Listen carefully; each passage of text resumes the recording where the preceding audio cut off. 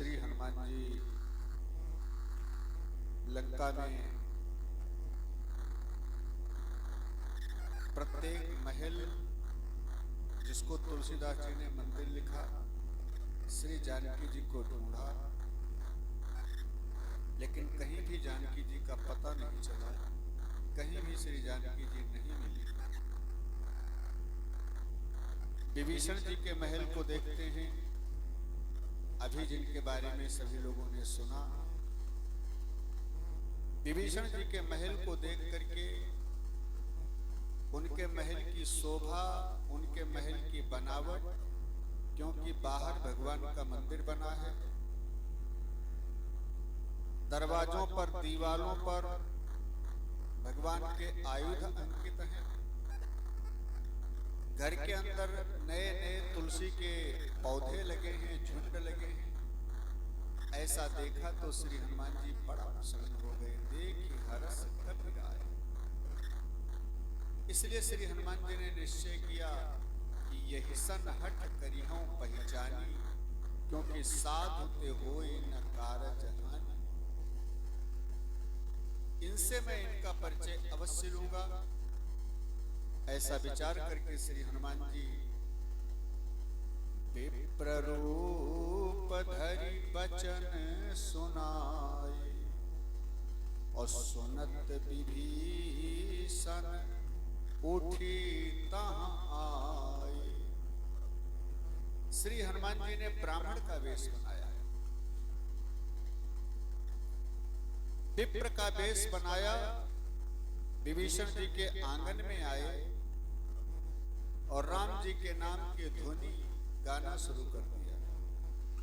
जय सिया राम, जय जय सिया राम, जय सिया राम, जय जय सिया राम, बोलो जय सिया राम, जय जय सिया राम।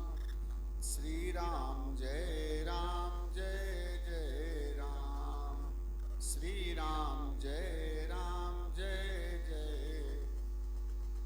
जय सिया राम, जय जय सिया राम, बोलो जय सिया राम, जय जय सिया राम।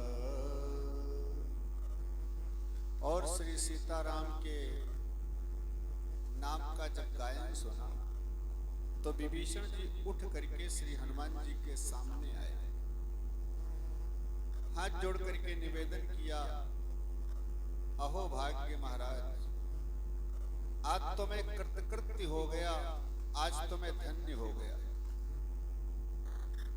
यहां एक सूत्र समझें, सवेरे सो करके आप उठें, किसी ब्राह्मण के दर्शन हो जाएं, वेद पाठी ब्राह्मण के, वेद ज्ञाता, पौराणिक ज्ञाता ब्राह्मण के दर्शन हो जाएं, या तुलसी के वृक्ष का दर्शन कर लें, भगवान का कोई चित्र लगा है घर में उसके दर्शन हो जाएं, या गाय के दर्शन मिल जाएं, देसी गाय के दर्शन, ये बड़े शुभ दर्शन होते हैं, वो पूरा दिन तुम्हारा मंगल में बीतेगा। इसलिए विभीषण ने जैसे ब्राह्मण के दर्शन किया, बड़ा प्रसन्न हो गए और हाथ जोड़ करके निवेदन करते हैं, मैंने पहचान लिया कौन है आप। श्री हनुमान जी ने कहा कौन है बताओ। विभीषण कहते हैं महाराज कि तुम हरि दासन महको, क्योंकि मोरे हृदय प्रीति अति होई। विभीषण जी कहते हैं आप भगवान के भगत हैं। हनुमान जी कहने लगे विभीषण कैसी तुलना कर दिया तुमने, कहां हम और कहां भगवान के भगत। हम जैसे भगवान के भगत हो सकते हैं? एक बात समझें, कहते हैं भगत कौन?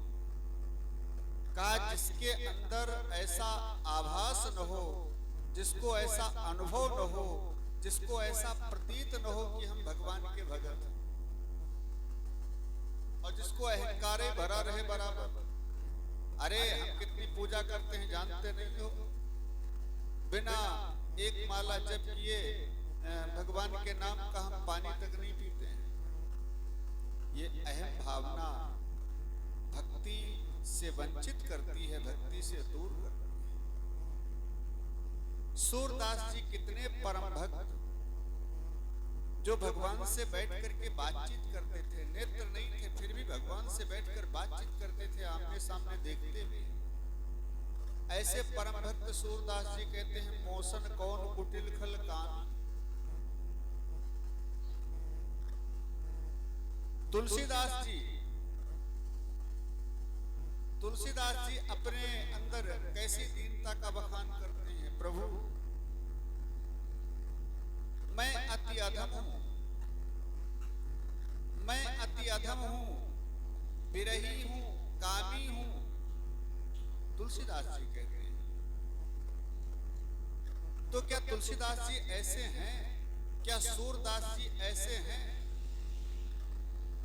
अब सूरदास की कोई जीवनी लिखना शुरू करे आधुनिक कवि, और वो लिख दे कि एक सूरदास जी भगत हुए हैं जिन्होंने ऐसा स्वयं लिखा है कि सूरदास जी के समान कोई कुटिल खल कामी दूसरा नहीं था।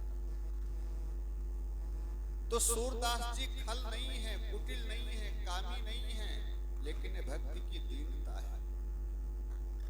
जब तक दैन्य भाव नहीं आता है तब तक भगवान की प्राप्ति संभव नहीं है। भगत वही है जिनमें दीनता आ जाए, जिनमें अपने करने का भाव ही न रह जाए। मैं कुछ करता ही नहीं हूं, मैं कुछ जानता ही नहीं हूं नाथ, मैं तो अनभिज्ञ हूं, मूर्ख हूं, अनजान हूं। खूब करे, बहुत करे, सारा दिन सारी रात भजन करे भगवान के नाम का, फिर भी कहे प्रभु मैं कुछ नहीं कर पाता हूं आपके लिए, आपका एक बार भी नाम नहीं कह पाता हूं। ऐसी दीनता ही भगवान को प्रसन्न करती है। तो हनुमान जी का दैन्य देखें। हनुमान जी कहते हैं हम भगत, हम अरे हमारे जैसे भगत कहाँ हो सकते हैं? हम भगत नहीं हैं, गलत पहचान कर लिया था। अब विभीषण की जगह कोई और होता तो यही सोचता, यही कहता कि अच्छा चलो कोई बात नहीं है, वो गलती हो गई, गलती से मैंने आपको भगत कह दिया, आप तो दूसरे हैं कोई, चलो कोई बात नहीं। लेकिन विभीषण जी ने ऐसा नहीं कहा। विभीषण जी कहते हैं कि आप भगत नहीं हैं ना, तो फिर निश्चित हो गया आप भगत अगर नहीं हैं तो ये निश्चित हो गया क्या कि तुम राम दीन अनुरागी आयहु मोहि करन बड़भागी। आप अगर भगत नहीं है तो निश्चित ही राम जी ही आज एक ब्राह्मण के वेश में मेरे को कृतार्थ करने के लिए, धन्य करने के लिए, दर्शन देने के लिए स्वयं आ गए। आप राम जी जो ब्राह्मण के वेश में आए हैं। हनुमान जी ने सोचा अब ये तो राम जी की बराबरी करने लगे, हमारी राम जी की तुलना हमसे करने लगे। सो हनुमान जी ने विभीषण को राम जी की कथा सुनानी शुरू की। तब हनुमंत कही सब राम कथा निज नाम। सबसे पहले संपूर्ण राम जी की कथा सुनाई और राम जी की कथा सुनाने के बाद अपना नाम बताया। यहां श्री हनुमान जी का भाव है, भाव ये है कि राम जी की कथा से ही हमारा नाम है, हमारे नाम से राम जी की कथा नहीं। राम जी की कथा से ही हमारा नाम है, पहले कथा फिर बाद में हमारा परिचय। क्योंकि अगर हम कथा न कह लेते तो हमको कौन जानता, मुझे कौन पूछता था तेरी बंदगी से पहले, मुझे कौन पूछता था तेरी बंदगी से पहले, मैं बुझा हुआ दिया था, मैं बुझा हुआ दिया था तेरी बंदगी से पहले, मुझे कौन पूछता था तेरी बंदगी से पहले। भगवान के बाद में ही हमारा नाम है, राम जी की कथा से ही हमारा नाम है। आजकल यही विडंबना है, पहले पुराने जमाने में लोग कथा करते थे, कथावाचक लोग कथा करने के लिए चलते थे, जगह जगह कथा सुनाते थे, किस भाव से कि भगवान का प्रचार होगा। और आजकल कथावाचक लोग कथा सुनाते हैं तो भगवान का प्रचार नहीं, अपना प्रचार करने के उद्देश्य से कि भगवान की कथा सुनाऊंगा, मेरा प्रचार होगा, अपना प्रचार करने आए। लेकिन यहां समझें एक बात, हमारा कथा कहने का भाव रहता है कि भगवान की कथा का प्रचार हो, भगवान की कथा को लोग समझें, भगवान के बारे में लोग समझें, हमारे बारे में कोई समझे या न समझे कोई बात नहीं। भगवान का प्रचार हो, जितने ही ज्यादा के लोगों के अंदर भगवान की भक्ति का प्रवेश हो, उतना ही ज्यादा कथा कहना सार्थक होता है। इसलिए हनुमान जी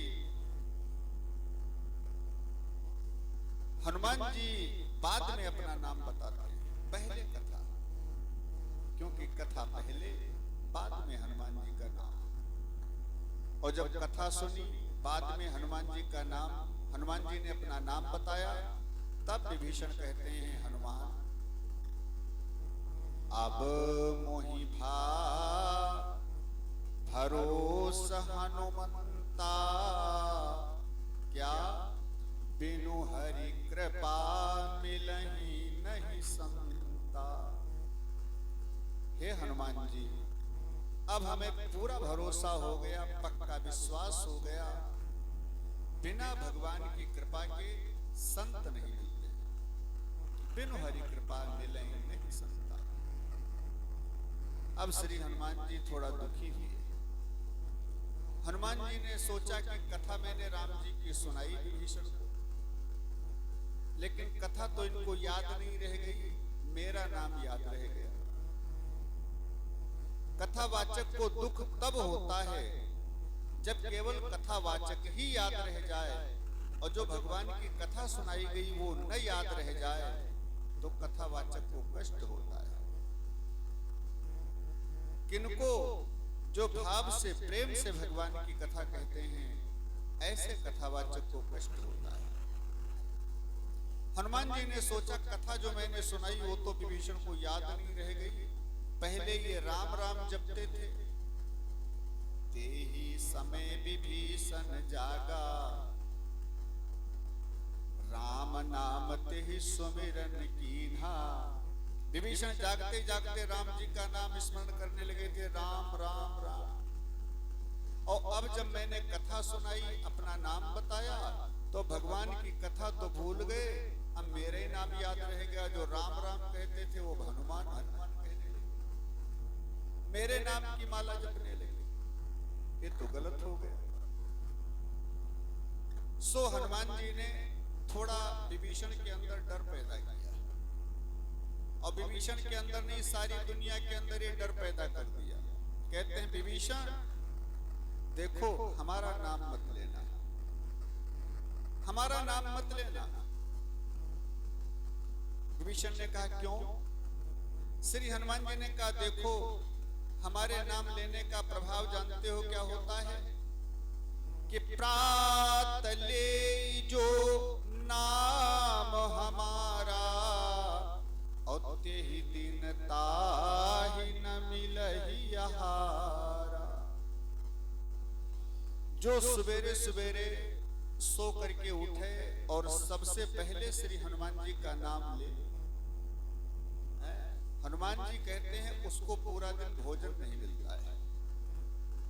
अच्छा, एक बात विचार करें, क्या हनुमान जी का नाम लेने से भोजन नहीं मिलेगा? एक सज्जन पूछ रहे थे, महाराज जी क्या हनुमान जी का नाम सचमुच नाम लेने से भोजन नहीं मिलता है? हमने कहा हमसे क्यों पूछ रहे हो, तुमको भी बाड़ी दिया है परमात्मा ने, मुंह दिया है, सवेरे सवेरे सोकर उठो, हनुमान जी का नाम ले करके देखो, फिर पता चल जाएगा मिलता है भोजन नहीं मिलता है। कहा नहीं महाराज जी अपना अनुभव बताओ। तो हमने कहा हमको तो हनुमान जी के नाम के सहारे ही भोजन मिलता है। सवेरे सवेरे उठकर हनुमान जी का नाम लेता हूं तो उन्हीं की कृपा से मेरे को भोजन मिलता है।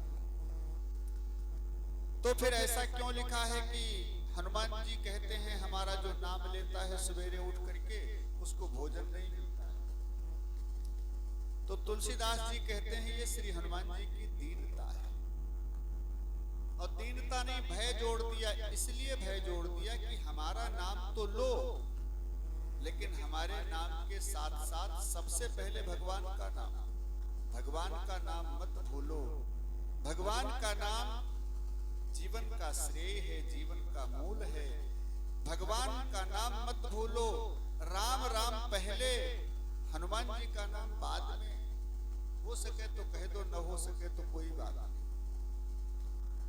शिक्षा है श्री हनुमान जी की कि राम कहो राम कहो राम कहो बावरे, राम कहो राम कहो राम कहो बावरे।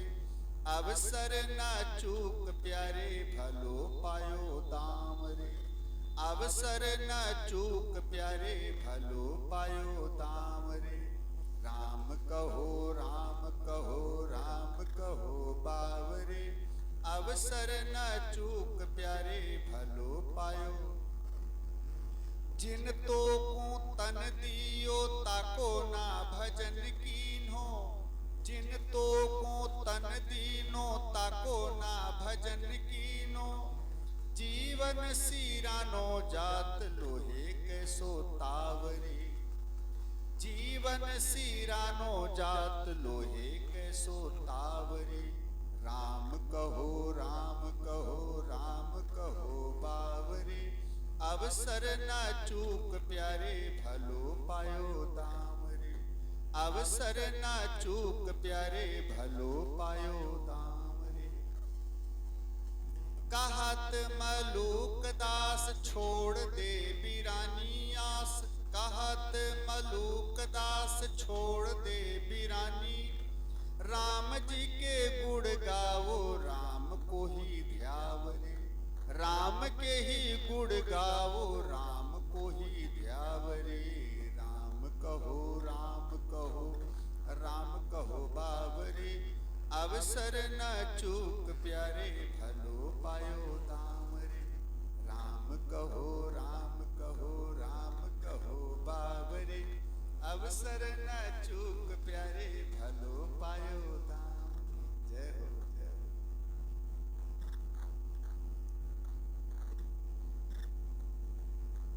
अन्य क्षेत्र के हमारे मुख्य सेवक जो सभी जीवों की सेवा करते हैं, सारे जीवों की सेवा, चाहे चींटी जाए चाहे हाथी जाए, सबको भोजन मिलता है। बाबा पुरानी अनाज मंडी अन्य क्षेत्र के तो श्री कालूराम मास्टर जी उपस्थित हैं।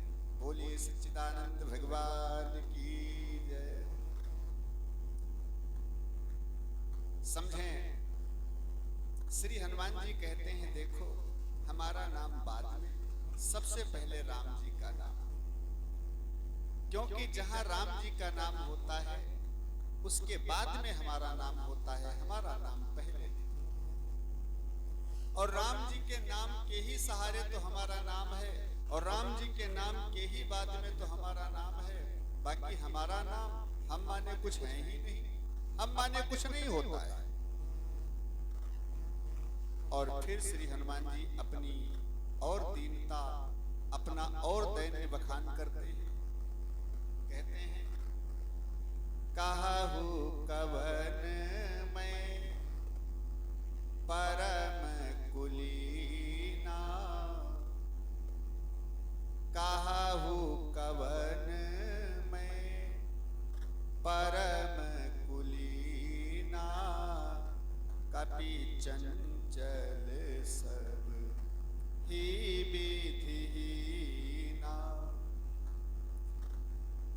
हे श्री विभीषण, एक बात बताओ, मैं कौन से उच्च जाति वाला हूं?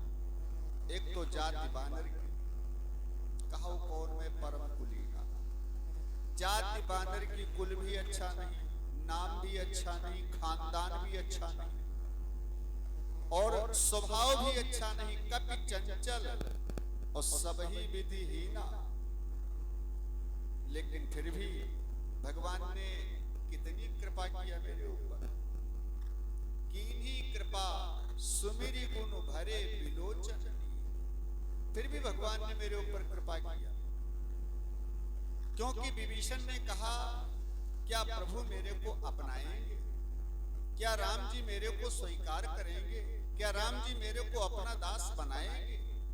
तब श्री हनुमान जी ने कहा, विभीषण मेरी ओर पहले देख लो। जाति का बानर, कुल भी अच्छा नहीं, स्वभाव भी अच्छा नहीं, कर्म भी अच्छे नहीं, नाम भी अच्छा नहीं, फिर भी राम जी ने कितनी बड़ी कृपा किया है मेरे ऊपर। इसलिए राम जी न जाति देखते हैं, न धर्म देखते हैं, न कुल देखते हैं, न नाम स्वभाव देखते हैं। राम जी केवल भाव देखते हैं। बस भाव दिव्य होने चाहिए, भाव सुंदर होने चाहिए। फिर श्री हनुमान जी ने विभीषण जी से पूछा, विभीषण इन राक्षसों के बीच में तुम रहते कैसे हो? क्योंकि लंका निश्चर निकर निवासा, इन राक्षसों के बीच में तुम रहते कैसे हो? विभीषण ने कहा, हनुमान जैसे 32 दांतों के बीच में जुबान रहती है, ऐसे इन राक्षसों के बीच में हम रहते हैं। सुनहु पवन सुत रहनी हमारी, और जिमि दसननि महु जीभ विचार। जैसे 32 दांतों के बीच में जुबान रहती है। अब जुबान और दांत की कहानी तो लगभग सभी जानते होंगे, क्योंकि सबको भगवान ने दांत दिए हैं और सबको भगवान ने जुबान दिया है। भोजन का कोई कड़ या साग का कोई कड़ दांत के बीच में अटक जाए तो जब तक वो बाहर निकल नहीं जाता है कड़, तब तक जुबान बार बार उस जगह पर जाती है और बार बार पूरे देती है। किसी ने जुबान से कहा कि ये कड़ साग का या अन्न का फंसा है दांत के बीच में, तुम्हें क्या परेशानी, तुम आराम से बैठो। लेकिन जुबान का तो स्वभाव है, जुबान सज्जन है। जब समाज को कष्ट में देखते हैं सज्जन लोग, संत लोग, तो संत लोगों से सहन नहीं होता है। वो जरूर समाज के कष्ट को दूर करने का प्रयास करते हैं, लेकिन समाज वाले भी न जाने कितनी बार प्रताड़ित किया होगा, न जाने कितनी बार प्रहार किया होगा। जैसे दांत, जुबान कितना दांतों का ध्यान रखती है, लेकिन ऊपर नीचे दंत पंक्ति के बीच में कहीं जुबान फंस जाए तो दांत ये नहीं सोचते हैं कि ये जुबान मेरा कितना ख्याल रखती है, वो तुरंत उतर देंगे, दांत तुरंत काट देंगे जुबान। तो दांत अपनी दुष्टता नहीं छोड़ते, और एक बार नहीं जीवन में न जाने कितनी बार जुबान को उतरा गया होगा, दांतों के द्वारा काटा गया होगा, लेकिन जुबान अपनी सज्जनता नहीं छोड़ती। दांत के बीच में कोई सामान फंस जाए तो आज भी जुबान निकाल देती, जबकि न जाने कितनी बार कट चुकी है दांतों से, फिर भी बुरा नहीं मानती। श्री हनुमान जी कहते हैं यही स्वभाव सज्जन का होता है। सज्जन समाज के द्वारा भले कई बार प्रताड़ित किए गए, फिर भी समाज के ऊपर कोई कष्ट आता है तो समाज के कष्ट को दूर करने का उपाय जरूर करते हैं। उस समाज के कष्ट को देख करके सज्जन साधु लोग दुखी होते हैं। विभीषण ने कहा, सो तो ठीक है, लेकिन इन दांतों से बचा कैसे जाए, इन राक्षसों से बचा कैसे जाए, दुष्टों से। श्री हनुमान जी ने कहा, चिंता मत करो, चिंता मत करो। विभीषण ने कहा चिंता क्यों न करें, क्योंकि दांत 32 होते हैं, जुबान अकेली होती है। विभीषण के कहने का मतलब कि हम अकेले और लंका में सब राक्षस, सब दुष्ट भरे पड़े, तो अकेले भला मैं क्या कर सकता हूं। श्री हनुमान जी ने कहा विभीषण, अकेली जुबान इन 32 दांतों का तो ऐसा बुरा कर सकती है, जब ज्यादा दांतों से परेशान हो जाए जुबान, तो डॉक्टर के पास जाकर के जुबान ही तो बोलती है कि डॉक्टर साहब ये दांत बहुत परेशान किए। अब दांत चाहे जितना कहें कि हम 32 हैं साहब, हमारी सुनो हमारी सुनो, लेकिन दांत की डॉक्टर एक भी नहीं सुनेगा, जुबान की सुनेगा। जुबान कह देगा ये दांत परेशान किए हैं, तो डॉक्टर उठाएगा औजार और एक एक करके सारे दांत बाहर कर देगा। तो ये अकेली जुबान ऐसा दांतों का बिगाड़ सकती, एक भी न रह जाए। और जब दांत न रह जाए तो राज्य किसका? जुबान का। फिर चाहे जहां घूमे, कोई परेशानी नहीं, कोई रुकावट नहीं, कोई बाधा नहीं, कोई खतरा नहीं। ऐसे विभीषण तुम हो जुबान की तरीके से, और ये राक्षस हैं सब दांत की तरीके से। चिंता मत करो, भव रोग मिटाने वाले वैद्यराज श्री राम जल्दी ही आने वाले हैं। थोड़े ही दिनों में लंका के बाहर शिविर लगाएंगे, हम सब सहयोगी सेवक उनके साथ रहेंगे। आप तो एक बार जुबान की तरीके से जाकर के डॉक्टर साहब से, राम जी से कह देना कि ये राक्षस लोग माने दांत लोग बहुत परेशान किए हैं, फिर एक भी राक्षस बच जाए तो कहना। केवल एक बार जाकर के राम जी से कह देना बस। भगवान तो कहते हैं कि एक बार कोई भगत ये कह दे कि हम तुम्हारे प्रपन्न हैं, माने हम तुम्हारी शरण में हैं, फिर भगवान की दीनता देखो। भगवान हमेशा हमेशा के लिए उस भगत को अपना लेते हैं। भगवान का दावा है, अनन्यास चिंतयन्तो मामे जनाः पर्युपास्ते तेषां नित्याभियुक्तानां योगक्षेमं वहाम्यहम्। भगवान कहते हैं एक बार कोई मेरे प्रपन्न हो जाए, मेरी शरण में हो जाए, फिर उसकी पूरी जिंदगी के योगक्षेम का वहन मैं करता हूं, सारी जिम्मेदारी मेरी हो जाती है उसकी योगक्षेम। इसलिए श्री हनुमान जी कहते हैं विभीषण केवल एक बार जाकर के राम जी से बता देना, फिर एक भी राक्षस बच जाए तो कहना।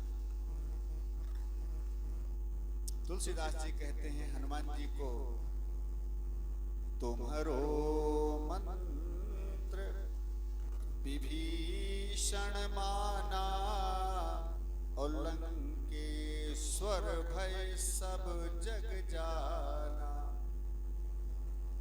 अब यहाँ एक बात और समझो, विभीषण जी को मंत्र नहीं दिया है श्री हनुमान जी ने, विभीषण जी को दीक्षा नहीं दिया है, केवल शिक्षा दिया है। दीक्षा दिया था रावण को, मंत्र बताया था रावण को, राम चरण पंकज उर धरहु और लंका अचल राज्य तुम करहु। इस मंत्र का प्रभाव होता है, जो राम जी के चरणों को हृदय में धारण कर लेते हैं, वो लंका के अचल राजा बन जाते हैं, कभी वो नष्ट नहीं होते।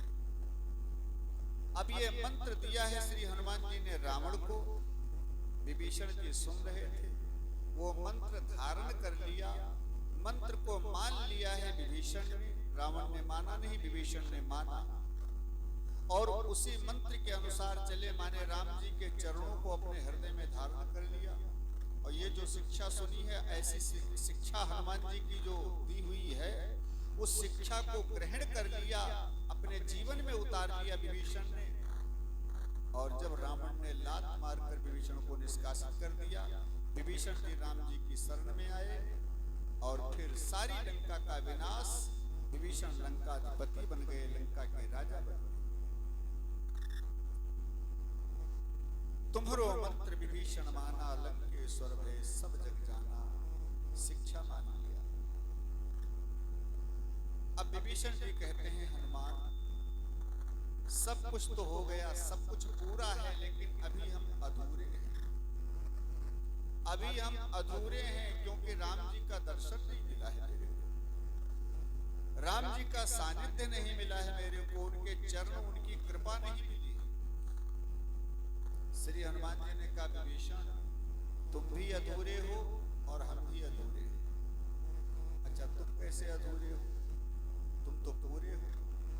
हनुमान जी ने कहा, नहीं विभीषण, हम भी अधूरे हैं, तुम भी अधूरे हो, क्योंकि तुमको जानकी मैया के दर्शन हो गए हैं, तुमको जानकी मैया मिल गई हैं, राम जी नहीं मिले। और हमको राम जी मिल गए हैं लेकिन जानकी मैया नहीं मिली। राम जी ज्ञान का प्रतीक और जानकी जी भक्ति का प्रतीक। जब ज्ञान भक्ति दोनों जीवन में उतरते हैं तब व्यक्ति का मंगल होता है, कल्याण होता है, जीवन सार्थक होता है। केवल ज्ञान से काम नहीं चलता, केवल भक्ति से काम नहीं चलता। इसलिए हनुमान जी कहते हैं, विभीषण तुमको जानकी मैया मिल गई है लेकिन राम जी नहीं मिले, और हमको तो राम जी मिल गए हैं लेकिन जानकी मैया नहीं मिली है। इसलिए तुम अगर मेरे को जानकी मैया से मिला दो, तुम मेरे को जानकी मैया से मिला दो, तो मैं भी वादा करता हूं मैं तुमको राम जी से मिला दूंगा, हमारा तुम्हारा समझौता हो जाएगा। विभीषण ने कहा, ठीक है, समझौता करने के लिए हम भी तैयार हैं, लेकिन डायरेक्ट हम जानकी जी से तुमको नहीं मिला सकते। क्यों? क्योंकि रावण का राज्य है, रावण के राज्य में खुल करके कोई भक्ति थोड़े कर सकता है। जानकी जी भक्ति का स्वरूप है। रावण के राज्य में खुल करके कोई भक्ति नहीं कर सकता, इसकी राज्य में तो प्रतिबंध है, पाबंदी है। तेहि बहु विधि त्रासहि, देश निकासहि, जो कहा वेद पुराण।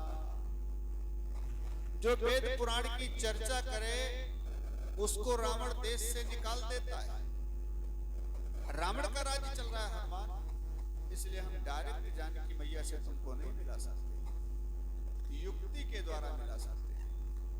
युक्ति बताकर श्री हनुमान जी ने कहा, तो जैसे युक्ति बता करके तुम जानकी मैया से मिला सकते हो, ऐसे हम भी तुम्हें डायरेक्ट अपने साथ लेकर के चल करके राम जी से नहीं मिला सकते। हम भी युक्ति के द्वारा ही तुमको मिलाएंगे राम जी से, युक्ति के द्वारा ही राम जी से मिलाएंगे। और फिर विभीषण जी ने राम जी से, जानकी जी से मिलने की युक्ति बताई श्री हनुमान जी को। जुगुति विभीषण सकल सुनाई, तब चले पवन सुत विदा कराई। विभीषण जी ने सारी युक्ति बताई श्री हनुमान जी को, और हनुमान जी अशोक वाटिका को चले जानकी मैया से मिलने के लिए।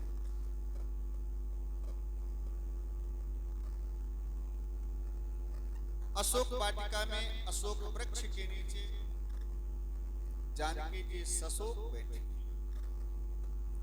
हनुमान जी ने सोचा, जानकी मैया को तो देख लिया, लेकिन अब करें क्या, कैसे मिले? युक्ति कोई समझ में नहीं आई, तो हनुमान जी जिस वृक्ष के नीचे, जिस अशोक वृक्ष के नीचे जानकी मैया सशोक बैठी हैं, उसी वृक्ष के ऊपर श्री हनुमान जी चढ़ गए। और तरु पल्लव महुरहा लुकाई, और करई विचार करऊं का भाई। तरु पल्लव महुरहा लुकाई, पेड़ के ऊपर चढ़ करके पल्लव की, पेड़ के पत्तों की, लताओं की ओट में छिप करके श्री हनुमान जी बैठ गए। तेहि अवसर रावण तहां आवा, संग नारी बहु किए बनावा। उसी समय रावण अपनी समस्त नारियों के साथ जानकी मैया के सामने आया। जानकी मैया को अनेक प्रकार से डराने का, धमकाने का रावण प्रयास करता है। बस रावण की एक ही मांग है, रावण केवल एक ही बात जानकी जी से कहता है, हे जानकी, हे सीते, एक बार बिलोक मम ओरी, लंका राज देऊं तो ही छोड़। बस केवल एक बार तुम मेरी ओर देख लो, लंका का पूरा राज्य तुम्हें प्रदान कर सकता हूं। लंका के राज्य की तुम नायिका बन सकती हो, केवल एक बार देख लो।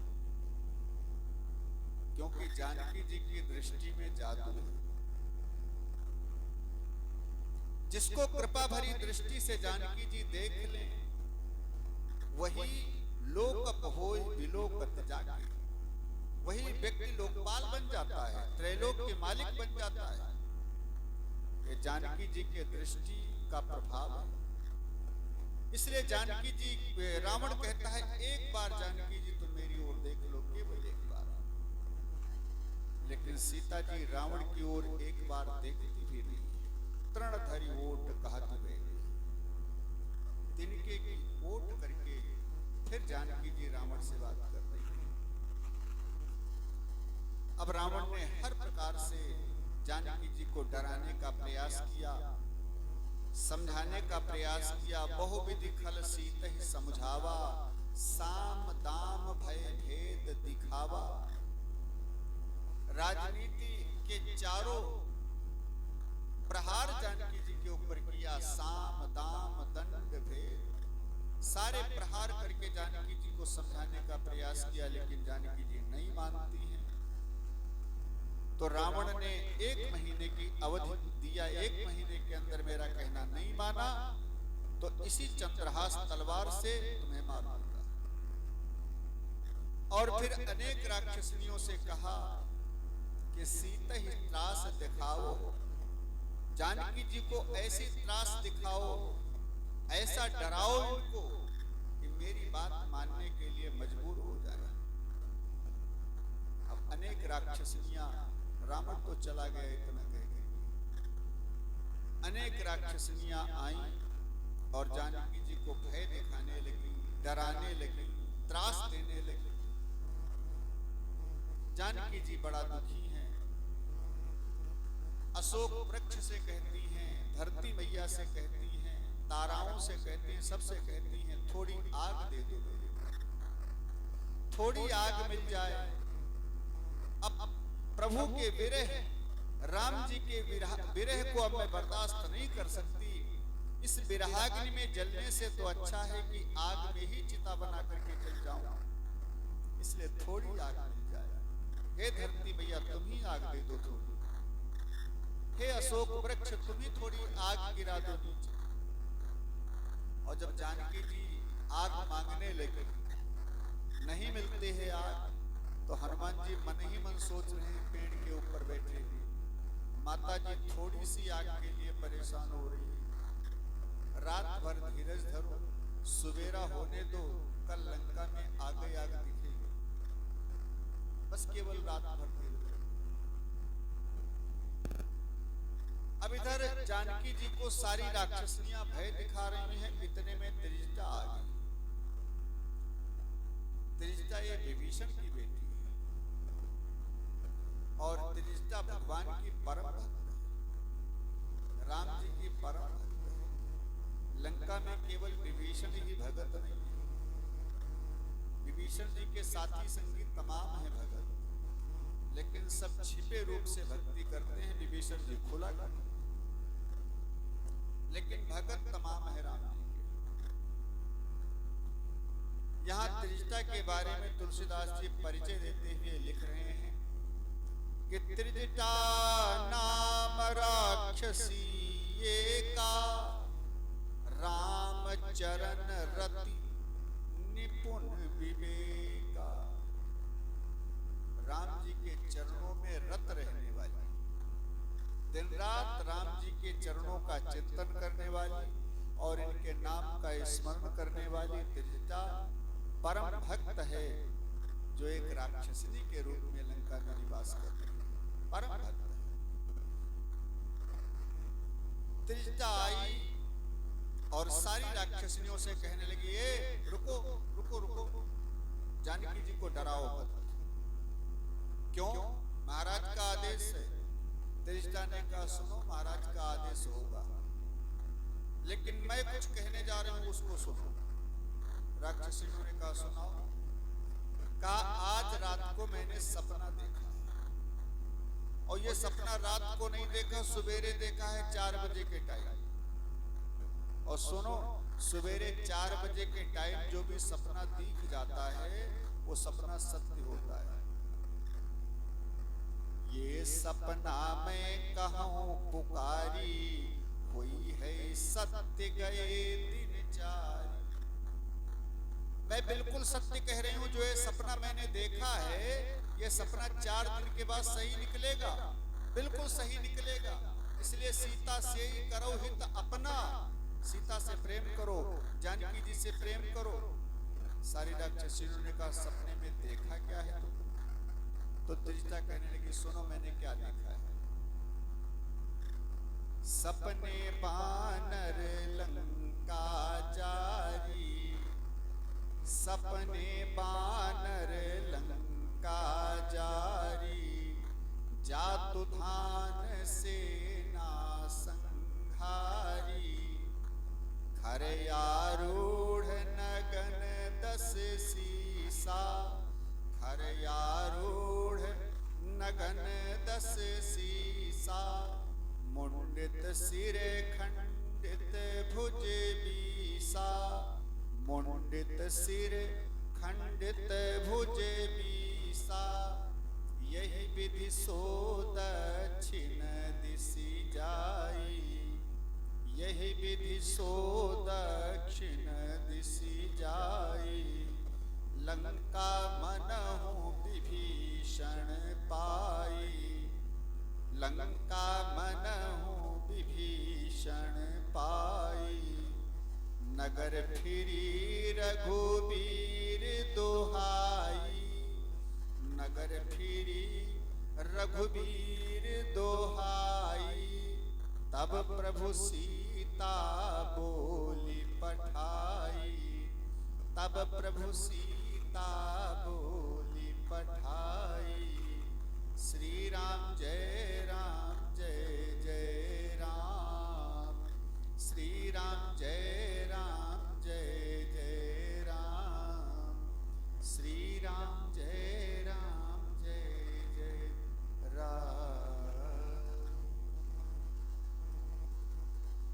त्रिजटा कह रही है, सुनो मैंने ये सपना देखा है। कौन सा देखा सपना? मैंने देखा है कि सपने बानर लंका जाए। एक बंदर आया है जिस बंदर ने सारी लंका को जला दिया, और जात धान सेना सब मारी। जो भी सेना उस बंदर से लड़ाई करने के लिए आई वो सारी सेना मार दी उस बंदर ने।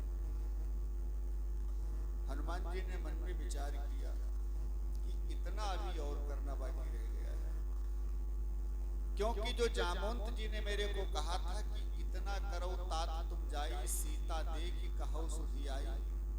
केवल जानकी जी को देख करके वापस आ जाना है, तो उतना तो मैंने कर दिया। जानकी जी नीचे बैठी हैं, पेड़ के ऊपर से हमने देख लिया, उतना काम तो हो गया, मेरे को चले जाना चाहिए।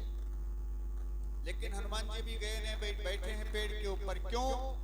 क्योंकि सुरसा ने कहा था राम काज सब करी हो, लंकिनी ने कहा था प्रविश नगर कीजिए सब काज। तो सब काम और आगे मेरे को क्या करना है, इसलिए थोड़ा इंतजार करते ही बैठ करके, हो सकता है राम जी का कोई और आदेश मिले। और इतने में त्रिजटा ने कह दिया, सपने बानर लंका जाए। सपने में मैंने देखा है कि बंदर ने लंका जलाई। हनुमान जी ने सोचा इतना और मेरे को करना बाकी है। अच्छा समझे, ये सपने की बात त्रिजटा कह रही है, हनुमान जी ने कैसे समझ लिया कि मेरे को करना? वो तो राम जी के आदेश का पालन करते हैं केवल। ये त्रिजटा की बात कैसे मानी? क्योंकि हनुमान जी सोच रहे हैं कि भगत के माध्यम से, भगत के अंदर से भगवान ही बोलते हैं। भगत के अंदर से जो भी आवाज निकलती है वो भगवान का आदेश होता है। और त्रिजटा कोई साधारण नहीं है, त्रिजटा परम भगत है। राम चरण रति निपुण विवेका, परम भक्त है त्रिजटा, कोई साधारण नहीं है। इसलिए त्रिजटा के अंदर से त्रिजटा नहीं बोल रही है, स्वयं श्री राम जी ही प्रकट होकर के बोल रहे हैं। या ऐसा समझ लें, त्रिजटा रूपी मोबाइल फोन से भगवान ने मोबाइल नंबर डायल करके त्रिजटा के माध्यम से मेरे को सूचना दिया है। ये हनुमान हम कहना भूल गए थे, इतना और करना है। जैसे किसी को आप बाजार भेजे, भैया 10 किलो आलू ले आओ, अब वो आलू लेने चला जाए। जब वो चला जाए तब बाद में याद करो कि टमाटर तो कहने भूल गए, टमाटर भी मंगवाना है। तब बाद में जिसको तुमने भेजा है उसका नंबर डायल करके फोन करके बताओ कि भैया थोड़ा 2 किलो टमाटर भी लिया है।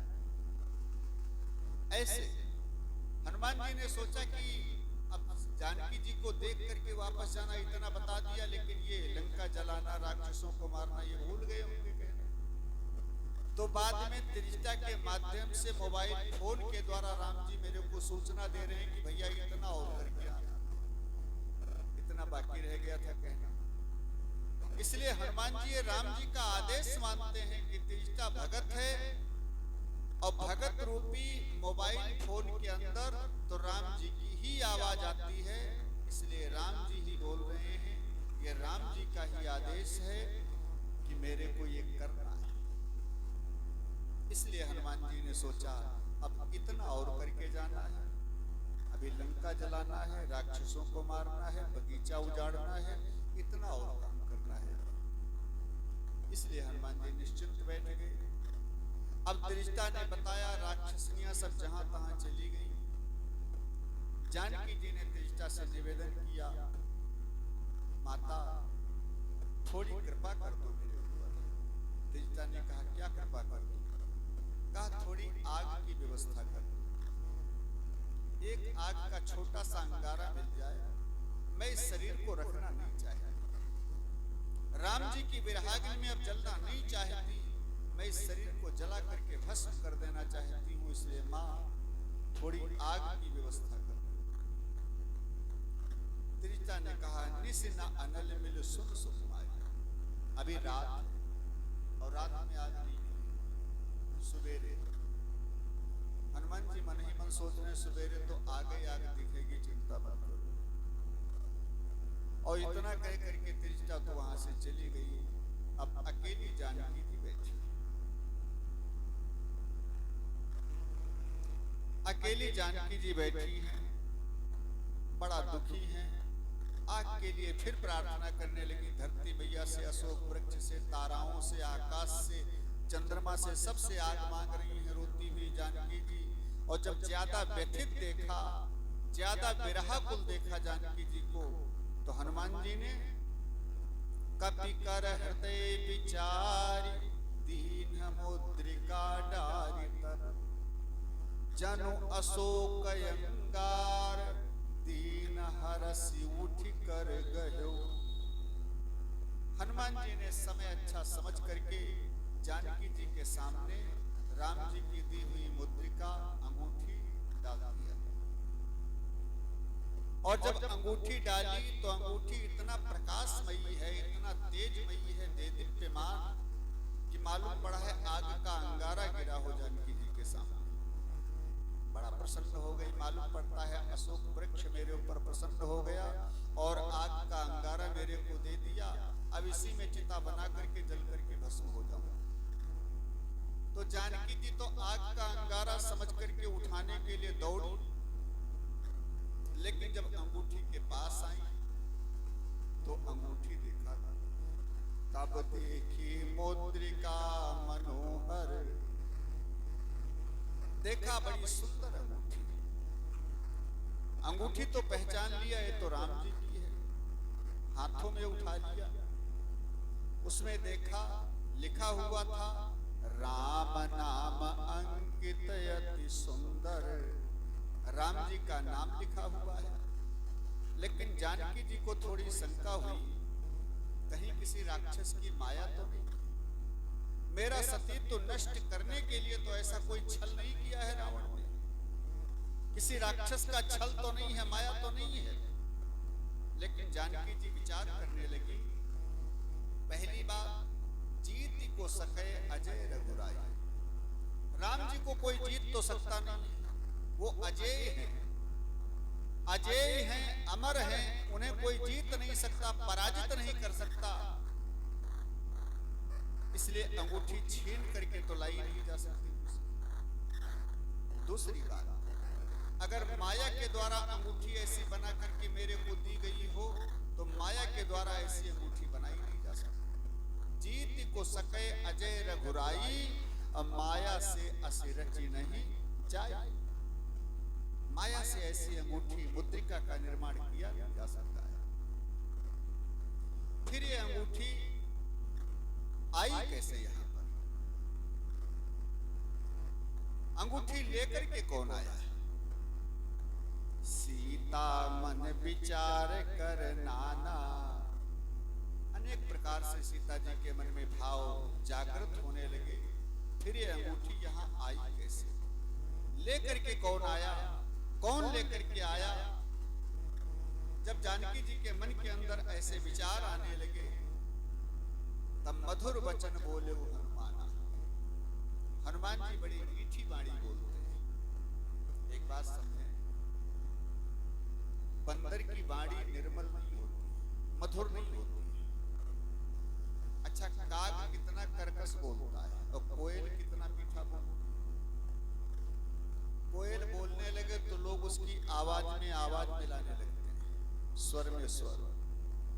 और कौवा बोलने लगे काग तो लोग डंडा ईंटा लेकर के उसको भगाने का प्रयास करते हैं। कौवा की भाषा अच्छी नहीं लगती। लेकिन काग भुसुंडी जब राम कथा कहते हैं तो अनेक पक्षी बैठ करके प्रेम से सुनते हैं। यहाँ तक कि शंकर जी भी कथा सुनने आते हैं जब काग भुसुंडी सुनाते हैं।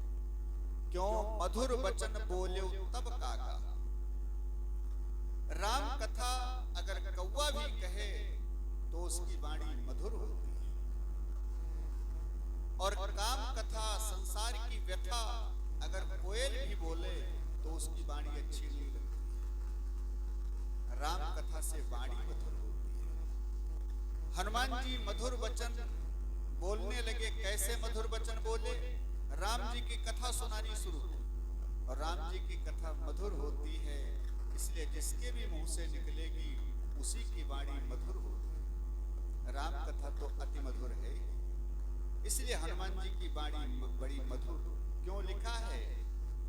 रामचंद्र गुण पर नहीं लागा, रामचंद्र गुण पर नहीं लागा, रामचंद्र गुण पर नहीं लागा, सुनत ही सीता कर दुख भागा, सुनत ही सीता कर दुख भागा, लागी सुनई श्रवण मन लाई, लागी सुनई श्रवण मन लाई, आदि होते सब कथा सुनाई, आदिवते सब कथा सुनाई। हनुमान जी ने राम जी की कथा सुनानी शुरू की, और ये कथा जब श्री राम जी की बड़ी मधुर है तो जिसकी भी वाणी से निकलेगी उसकी वाणी मधुर तो होगी। इसलिए बड़ी मधुर वाणी में राम जी की जब कथा सुनानी शुरू की तो लागी सुनई श्रवण मन लाई। कानों से मन को जोड़ करके, माने मन से कथा सुननी है जानकी जी। मन अगर कानों के साथ है तो जो कुछ भी आप सुनेंगे सो तुमको याद हो जाएगा, तुम्हारे जीवन में उतर जाएगा। जिस इंद्री के साथ तुम्हारा मन है उस इंद्री का व्यसन तुम्हारे मन में, तुम्हारे जीवन में उतरेगा। इसलिए लोग कहते हैं चित्त लाई सुनो, चित्त लगा करके सुनो, मन लगा करके सुनो। तो लागी सुनई श्रवण मन लाई। जानकी जी मन लगा करके सुनने लगी। और जब राम जी की कथा पूरी सुनी जानकी जी ने, तो राम कथा सुन करके सुनत ही सीता कर दुख भागा। कथा दुखों को भगाने वाली, सारे दुखों से मुक्ति देने वाली राम जी की कथा, संसार के समस्त क्लेशों से मुक्त करने वाली राम जी की कथा जानकी जी ने सुना तो जानकी जी का सारा दुख भाग गया। अब जब बड़ी मधुर कथा सुनी तो जानकी जी ने कहा, श्रवणामृत जे कथा सुहाई, कही सो प्रगट होत किन भाई। जिन्होंने इतनी प्यारी मधुर मेरे कानों को कथा सुनाई है, वो प्रकट क्यों नहीं होता? सामने आओ। इतनी सुंदर इतनी मधुर कथा सुनाने वाला कितना सुंदर होगा, सामने आओ। श्री हनुमान जी मन ही मन सोचने लगे, माता जी कथा ही केवल सुंदर है, क्योंकि सुंदरे किम न सुंदरम। जब सुंदर की कथा है, राम जी सुंदर, तो राम जी की कथा सुंदर। तो केवल कथा ही सुंदर है क्योंकि राम जी की है, कथा कहने वाला तो बिल्कुल बंदर है, कथा सुंदर नहीं। जानकी जी ने कहा, बंदर ही सही, लेकिन सामने आओ। जिसने मेरे कानों को आनंद देने वाली कथा सुनाई है, वो बंदर ही क्यों न हो, लेकिन सुंदर ही होगा। हनुमान जी डायरेक्ट जानकी जी के सामने क्यों नहीं आए? क्योंकि श्री हनुमान जी जानते हैं, जानकी जी बंदर की आकृति अगर दीवार पर बनी देख लेती थी, बंदर का चित्र अगर फोटो अगर देख लेती थी बंदर का, तो जानकी जी डर जाती थी। कभी आकृति लग देखी डराई। बंदर का चित्र देख करके जो जानकी जी डर जाती थी, उनके आगे अगर सच का बंदर पहुंच जाए तो क्या दशा हो। इसलिए श्री हनुमान जी सोचते हैं जानकी जी के सामने डायरेक्ट जाना ठीक है। अब बता दिया कि हम बंदर हैं, तो जानकी जी ने कहा, बंदर ही सही, लेकिन सामने आओ। कहते सुनते आवे, कहते सुनते आवे, आँखियों में पानी। राम कहानी सुनो रे राम कहानी, राम कहानी सुनो रे राम कहानी। रघुबर ने मोहि पठायो, मैं राम दूत बनी आयो। सीता माँ की सेवा में रघुबर को संदेशो लायो। सीता माँ की सेवा में रघुबर को संदेशो लायो। और संग लायो प्रभु, और संग लायो प्रभु, मुद्रिका निशानी। राम कहानी सुनो रे राम कहानी, राम कहानी सुनो श्री राम कहानी। दशरथ के राज दुलारे, कौशल्या की आंख के तारे। वो सूर्य वंश के सूरज, वे रघुकुल के उजियारे। वे सूर्य वंश के सूरज, वे रघुकुल के उजियारे। राजीव नयन बोले, राजीव नयन बोले, मधु भरी बानी। राम कहानी सुनो रे राम कहानी। जय सिया राम, जय जय सिया राम, जय सिया राम, जय जय सिया। शिव धनुष भंग तब करके, ले आए सीता बर के। शिव धनुष भंग तब करके, ले आए सीता बर के। फिर आके बने बनवासी, पितुआ क्या शीस पे धर के। लखन सिया ने छोड़ी, लखन सिया ने छोड़ी, छोड़ी राजधानी। राम कहानी सुनो रे राम कहानी, राम कहानी सुनो रे राम। फिर वेश भिक्षु का धर के, भिक्षा का आग्रह करके। फिर वेश भिक्षु का धर के, भिक्षा का आग्रह करके। फिर जनक दुलारी को ले गया दशानन हर के। बड़ा दुख पावे राजा, बड़ा दुख पावे राजा, राम जी की रानी। राम कहानी सुनो रे राम कहानी, राम कहानी सुनो रे राम। कहते सुनते आवे, कहते सुनते आवे, अखियों में पानी। राम कहानी सुनो रे राम कहानी, राम कहानी सुनो रे राम कहानी। बोलिए श्री हनुमान जी महाराज की, श्री सीताराम भगवान की।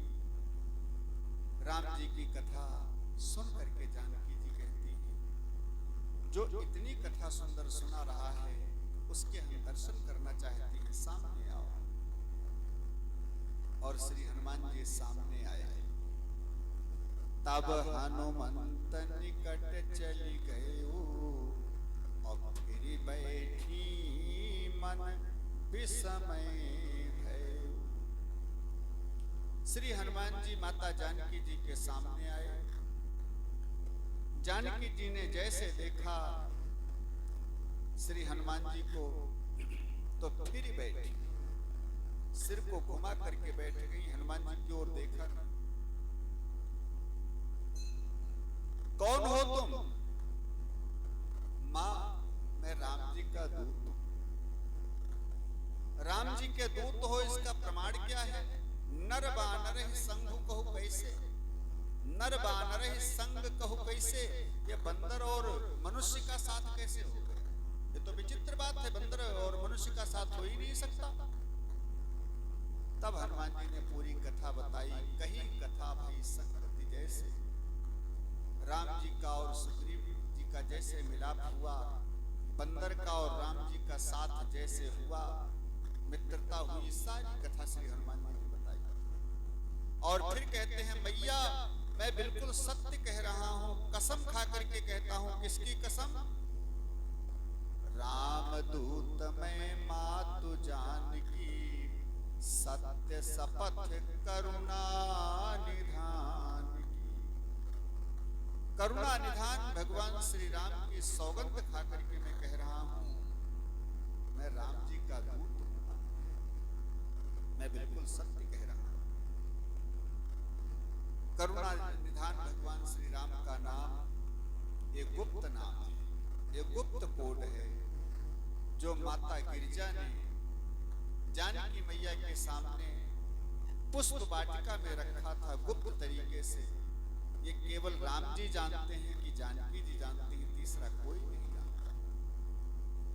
और एक गुप्त से भी गुप्त बात श्री हनुमान जी जानते हैं। इसका मतलब ये राम जी के अंतरंग भगत हैं, बिल्कुल मन के अंदर रहने वाले ये दास हैं, ऐसा जानकी जी समझ गई। बिल्कुल सत्य ये राम जी के दूत हैं, और ऐसा विश्वास करके जानकी जी घूम कर बैठी। फिर बड़ी हनुमान जी से बातें होती हैं। सारी कथा श्री हनुमान जी ने बताई। फिर कहते हैं, माता जी चिंता मत करो, जल्दी ही राम जी आएंगे और तुमको रावण की कैद से आजाद करा के लेकर के चलेंगे। निश्चर मारी तो ही लई जई हैं, तिहु पुर नारदादि जसु गई। माँ समस्त राक्षस समूह को मार करके राम जी तुमको यहाँ से लेकर के जाएंगे। अब यहाँ एक विचित्र बात समझो। हनुमान जी कहते हैं माँ हम सब सहयोगी बंदर उनके साथ हैं। और जब जानकी जी से मुलाकात किया हनुमान जी ने तो सूक्ष्म रूप धरि सिए दिखावा। हनुमान जी बहुत छोटे, सूक्ष्म, लघु नहीं, अति लघु नहीं, सूक्ष्म, बहुत छोटे श्री हनुमान जी। अब जानकी जी ने सोचा बातें तो बहुत बड़ी बड़ी कर रहे हैं, लेकिन इतने बड़े बड़े बंदर और यहाँ के राक्षस कहते हैं जो सबसे छोटा वाला था लंका में वो 52 गज का था। सबसे छोटा वाला 52 गज का था। 52 गज माने 104 हाथ ऊंचा, जो सबसे छोटा वाला था। तो इतने बड़े बड़े पर्वताकार शरीर के राक्षस और इतने बड़े बड़े बंदर, ये तो दाढ़ी में अटक जाएंगे, किसी पेट के अंदर भी नहीं जा पाएंगे। और ये इतनी बड़ी बड़ी बात करते हैं माता जी चिंता न करो, सारे राक्षसों को मार करके ले जाएंगे। अब जानकी जी ने श्री हनुमान जी से पूछा, हनुमान एक बात बताओ, क्या तुम्हारे कितने छोटे छोटे सारे भालू बंदर हैं राम जी की सेना में कि कुछ बड़े भी? हनुमान जी ने कहा भैया क्या मतलब? का मतलब ये कि कुछ बड़े भी हैं कि तुम्हारे कितने कितने सब बंदर हैं? हनुमान जी ने कहा भैया हम तो सबसे बड़े वाले बंदर हैं, सेना में जितने बंदर हैं सबसे बड़े वाले हम हैं, और बाकी जितने भी भालू बंदर हैं सब हमसे छोटे छोटे। अब तो जानकी जी का और संदेह बढ़ा, जब सबसे बड़ा वाला इतना बड़ा तो सबसे छोटा वाला कितना बड़ा होगा। अब तो जानकी जी की चिंता बढ़ी। और जब जानकी जी के चेहरे को देखा तो हनुमान जी समझ गए माता जी के अंदर कोई संदेह है। हनुमान जी ने कहा भैया कोई संदेह, कोई चिंता? तब जानकी जी ने कहा हनुमान मोरे हृदय परम संदेह, हमको बड़ा संदेह हो रहा है, बड़ी चिंता हो रही है। हनुमान जी ने सोचा छोटा रूप देख करके मैया को चिंता हो रही है, सो हनुमान जी ने अपना रूप दिखाया, अपने रूप का विस्तार किया। मोरे हृदय परम संदेहा जब ऐसा जानकी जी ने कहा तब कपि प्रकट कीन निज देह। तब हनुमान जी ने अपने शरीर का विस्तार किया और कितना बड़ा शरीर बढ़ा लिया हनुमान जी ने। कनक भूधराकार शरीरा समर भयंकर अति बलवीरा, अट्टहास करि गर्जा कपि बड़लाद आकाश। इतना बड़ा शरीर बना लिया श्री हनुमान जी ने कि धरती से लेकर के आकाश तक केवल हनुमान जी दिखाई पड़ रहे, नीचे से लेकर के ऊपर तक केवल हनुमान जी। अब जो जानकी जी ऐसे देख रही थी हनुमान जी को, वो अब ऐसे देख रही। और जब इतना विशाल शरीर देखा श्री हनुमान जी का तब जानकी जी प्रसन्न हो गई और इतना खुश हो गई, इतना गदगद हो गई श्री जानकी जी। हनुमान जी से कहा हनुमान तुमको हम आशीर्वाद देना चाहते। हनुमान जी ने कहा माँ तो दो ना। अरे बेटे को पुत्र का आशीर्वाद ही तो चाहिए, बेटे को माँ का आशीर्वाद ही चाहिए, माँ दो ना आशीर्वाद। जानकी जी ने कहा बेटा छोटे हो जाओ थोड़ा, क्योंकि हम तुम्हारे सिर के ऊपर हाथ रख करके, वरद हस्त सिर के ऊपर रख करके फिर आशीर्वाद देना चाहिए। तब हनुमान जी छोटे बन गए और माता जानकी जी ने सिर के ऊपर हाथ रख करके अनेक प्रकार के आशीर्वाद दिए। अजर अमर गुण निधि सुत होहु, करहु बहुत रघुनायक छोहु, निर्भर प्रेम मगन हनुमाना। जानकी जी ने 5 आशीर्वाद दिए। अजर हो जाओ माने कभी बुढ़ापा ना आए, अमर हो जाओ, गुणों के भंडार हो जाओ, शीलवान हो जाओ, सत्यवादी हो जाओ, राम जी का बड़ा छोह, राम जी की कृपा, राम जी का अथाह प्रेम तुम्हारे ऊपर हो जाए। ऐसा माता जानकी जी ने श्री हनुमान जी को वरदान दिया। श्री हनुमान जी बड़ा प्रसन्न हो गए। अब जानकी जी से कैसे क्या बातें हुई, फिर कैसे अशोक वाटिका उजाड़ते हैं, मेघनाद इत्यादि राक्षसों का कैसे वध करते हैं, कैसे युद्ध करते हैं, ये सारी कला कौशल कल की कथा में आप लोग सुनेंगे। आज की कथा यहीं तक विराम देंगे और कल की कथा में पुनः आप सभी लोग आगे सुनेंगे। बोलिए श्री हनुमान जी महाराज की जय हो। श्री राम जय राम जय जय राम। बोलो श्री राम जय राम जय जय। श्री राम जय राम जय जय राम। श्री राम जय राम जय जय। जय सिया राम जय जय सिया राम। बोलो जय सिया राम जय जय सिया। जय सिया राम जय जय सिया राम। जय सिया राम जय जय। सीताराम जय सीताराम। सीताराम जय सीता। सीताराम जय सीताराम। बोलो सीताराम जय सीता। श्री राम जय जय राम। श्री राम जय राम। बोलो श्री